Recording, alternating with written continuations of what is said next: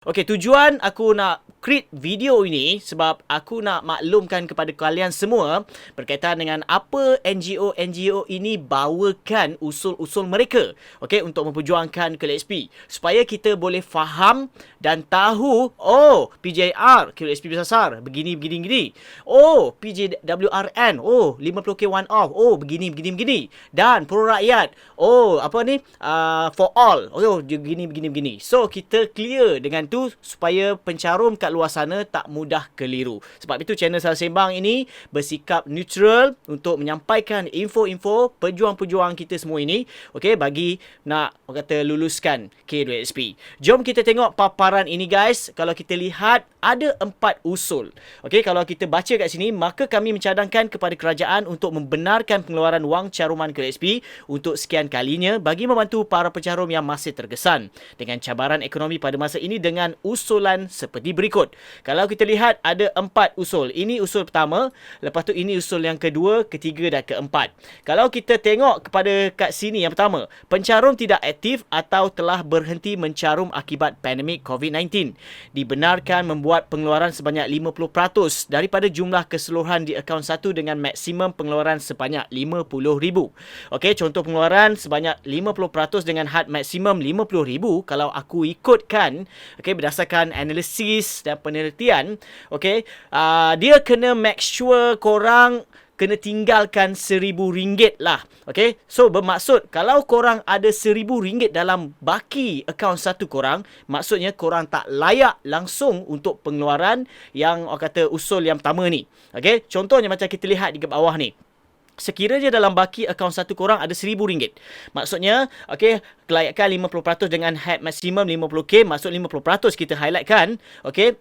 Maksudnya korang layak untuk RM500. Tetapi, okey, tapi untuk jumlah yang layak dikeluarkan memang tak layak lah. Sebab apa? Dia kalau boleh dia nak tinggalkan RM1,000. Itu syarat-syarat yang dia nak maklumkan sebelum ni lah.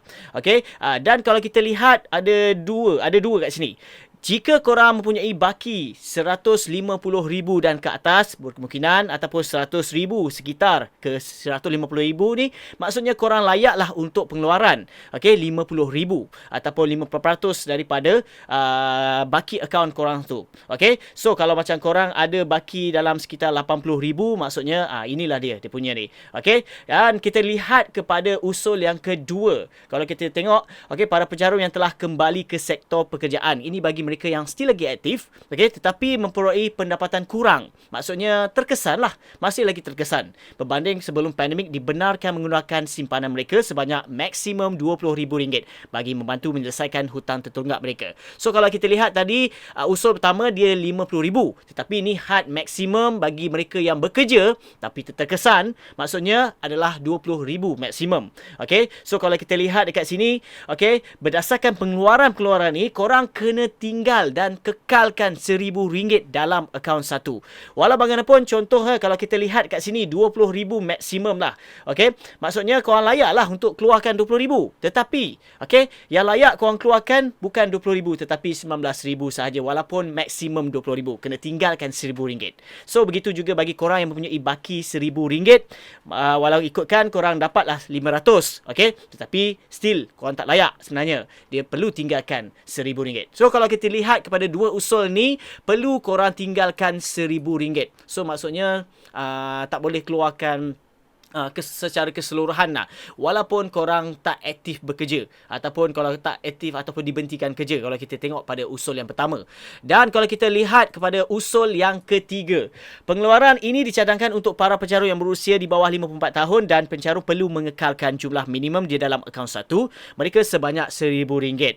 Dan yang keempat, cadangan mekanisme pembayaran secara one off ataupun secara pengeluaran bulanan seperti program iSinar. Itu saja perkongsian dalam episod kali ini. Diharap sikit banyak memberi info yang terkini daripada channel Salah Sembang.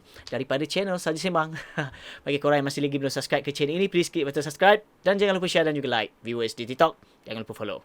Aku Faizwan. Assalamualaikum.